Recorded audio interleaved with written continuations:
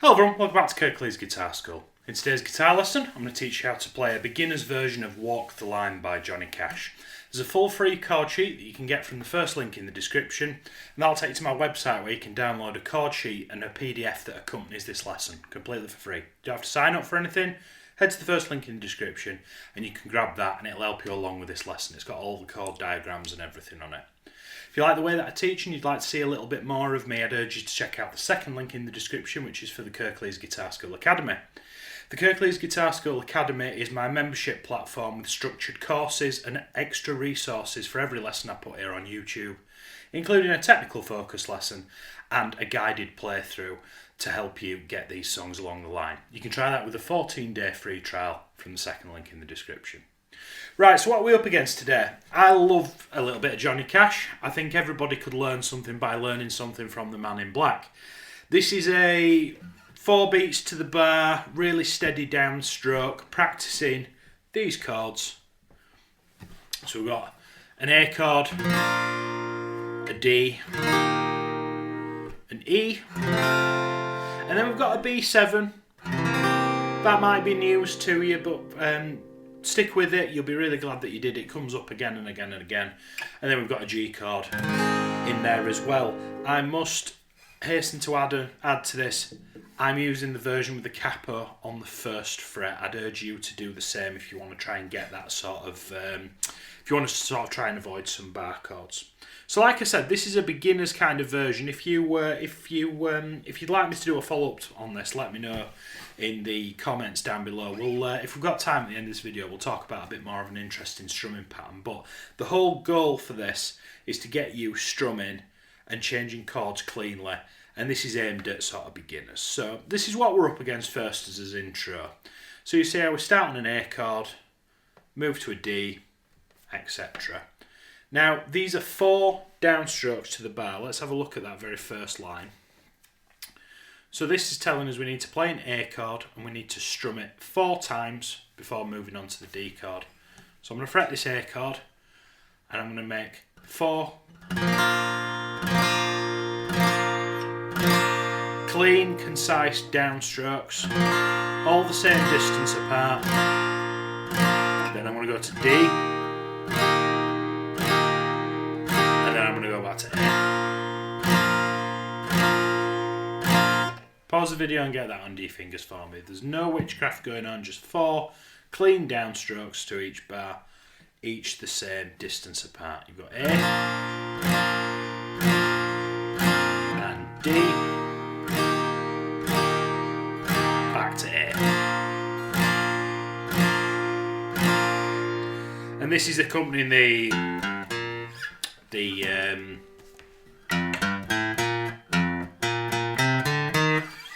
technical focus for this lesson in the academy. That's where I teach you how to play that for those of you that want to look at it. Right, moving on to the next part. So we've just done this. We're now going to an E chord for 4 strokes, to B7, to E, and then moving on from there, we sit on this E chord for a substantial amount of time. Now, if you compare the previous slide to this one, don't worry, we are going to come back through these. It's a balance between spending enough time on these and then not overdoing it, because I seem to always get it wrong. You'll let me know in the comments. But once we play that E chord, as we move to the third line of the intro, if you haven't got the PDF, go and grab it, it's really going to help you. We're going to sit on this E chord for 2 full bars of 4, and then can you see the time signature changes here? Can you see here there's 2 numbers stood on top of each other? This is called the time signature. Now the time signature basically tells us how many beats there are in a bar, and can you see there's 2, 4. Let's not worry about the number on the bottom to start with. Let's worry about the number at the top, 2. So that basically means instead of having 4 beats in every bar, we're just going to have 2. The way I want you to think about this is they're literally just going to do an extra 2 strokes of that E chord on top of everything else before Johnny starts singing. Okay? Try not to, the note, those 2 notes over here are no closer together than any of the others. They are literally you're just going to do 2 strokes instead of 4 before we move to the next chord and the next section of the song. Now if I come back over here, can you see that's that section that I broke down across 3 slides? That's what the whole thing looks like. Can you see that bar of 2/4 in the bottom right hand corner? Right? I'm going to count you in, and I'd like us to have a go at that if you can for me. We're going to try everything that's on here. We're starting up here on this A chord over here. 4 strokes to the bar until you get to the last bar.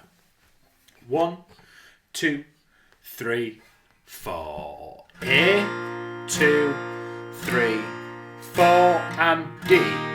2, 3, 4. A, 2, 3, 4. Second line, E. 2, 3, 4. B7, 2, 3, 4, and E. 2, 3, 4. Second bar. Bottom left, E. 2, 3, 4. Second bar. And then we're going to do the final 2 strokes of E. And then you'll hear him saying, I keep a close watch on this. You'll hear him start singing from that point. If you've got the song that you're playing along with, the melody, the bum bum bum bum bum bum, will help guide you in the right direction. You should be able to hear where those chords are changing. And I think this opens up a wider conversation for the whole song. It kind of works off this pattern, but it gradually moves through a couple of different harmonic shifts. So what does that mean in English? Well, that means basically we're going to keep the same kind of pattern, but the chords are going to gradually develop over time. So verses 1, 2, and 3 for this song are completely different. Still keep the same sort of 4 strokes to the bar. And then in verse 4 and verse 5, I think it's a repeat of verse 2 and then verse 1 if memory serves me. You get the PDF, you'll be able to see it. But it all uses the same 5 chords that we spoke about in the beginning of this presentation, all just in different orders. So we've just learnt this. We've just learnt the intro. We've played those bottom 2 that bar of 2/4 in the bottom right hand corner of the screen, and then we're moving into verse 1.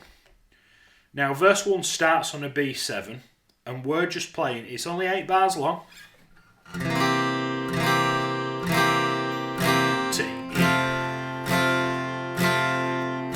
B7 to E. Bottom left, A.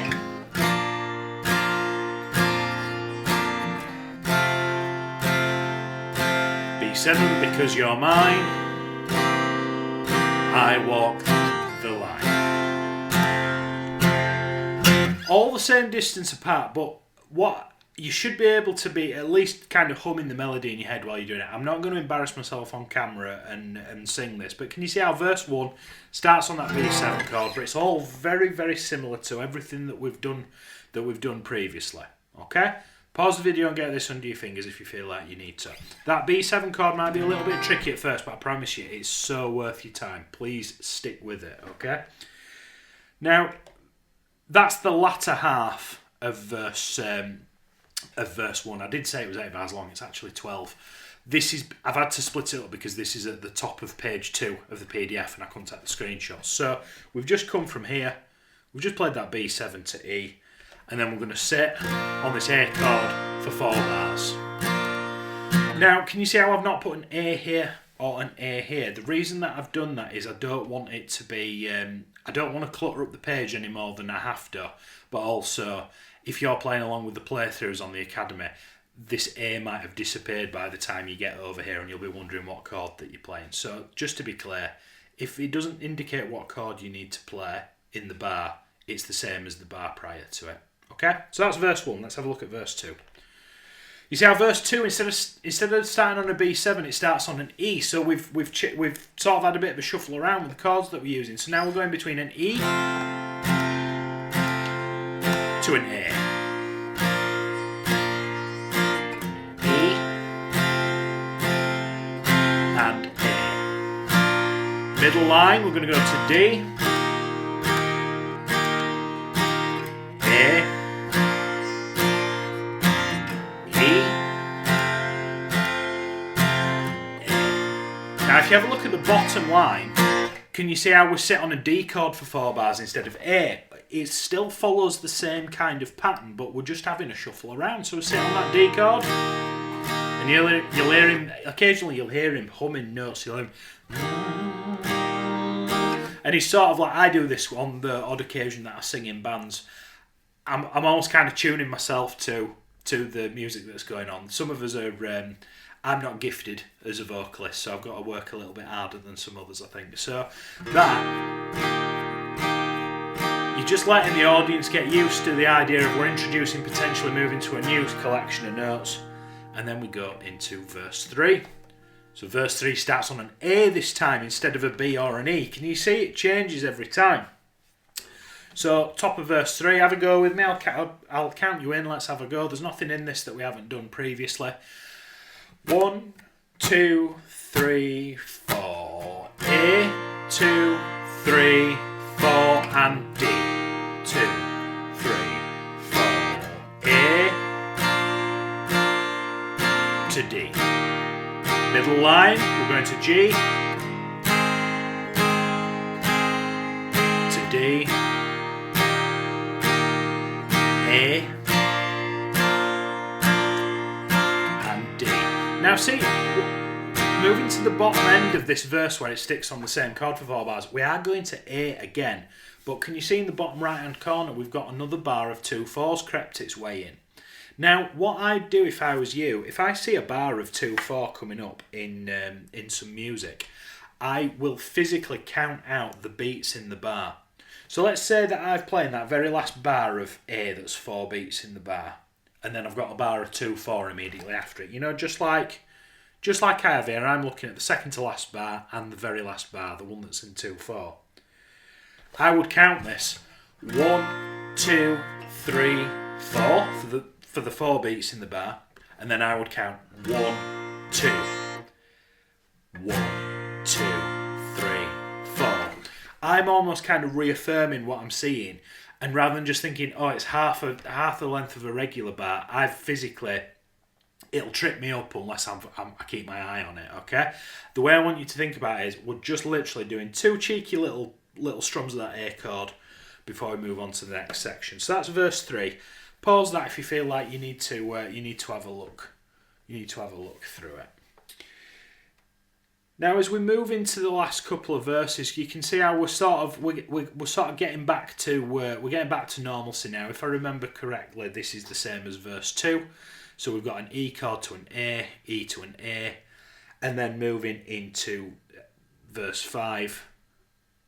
We start off the same as verse 1. Can you see how it's we go to the B7. So the best advice I can give you for this lesson, either don't do screenshots, go get the PDF. It's completely for free, first link in the description. And I want you to kind of see that you might have to print it out and physically get it under your nose and go at it with a pencil to see that we've got the same kind of 12 bar progression in 3 different kind of iterations, which then repeat itself later on. And if you're a super duper beginner, all I want you to be doing is focusing on playing those chords in time, really nice and steady, nice clear chords. You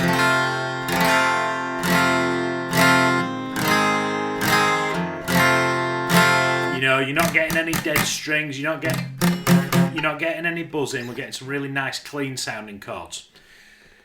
So let's say that you can play the song from top to bottom, and where do you go from here?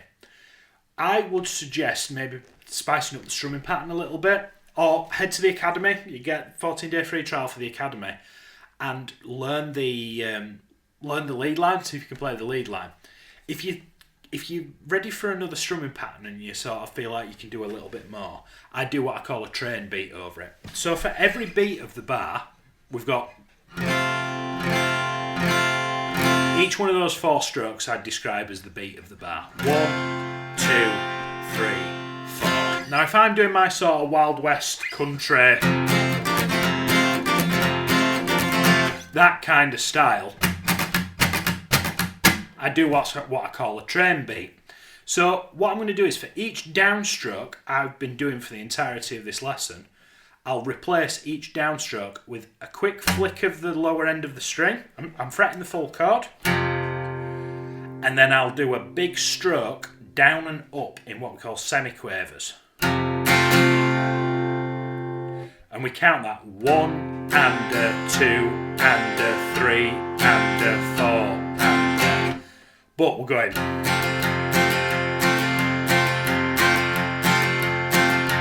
If I just take a random verse and play it with that pattern,